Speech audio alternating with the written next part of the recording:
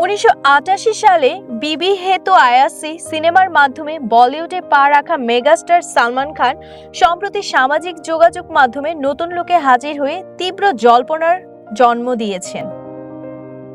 হঠাৎ মাথা ন্যাড়া করা লুকে এক অনুষ্ঠানে হাজির হলে তার ওজন বৃদ্ধি এবং চুল পাতলা হওয়ার বিষয়টি সবার নজরে আসে। এরপর থেকেই গুঞ্জন ছড়িয়ে পড়েছে যে চিকিৎসার জন্য তিনি শীঘ্রই আমেরিকা পাড়ি জমাতে পারেন। পরিবারের একটি ঘনিষ্ঠ সূত্রের দাবি, বেশ কিছু শারীরিক সমস্যার কারণে 60 ছুঁই এই অভিনেতাকে নিয়মিত স্টেরয়েড দিতে হচ্ছে, যার প্রভাবে তার শরীরে মেদ জমা ও চুল পড়ে যাওয়ার মতো পরিবর্তন দেখা যাচ্ছে। এর আগে নিজের ক্যারিয়ারে मैंने प्यार किया, तेरे नाम, বডিগার্ড এবং বজরঙ্গি ভাইজানের মতো অসংখ্য ব্লকবাস্টার সিনেমা উপহার দিয়েছেন এই ফিটনেস অভিনেতা।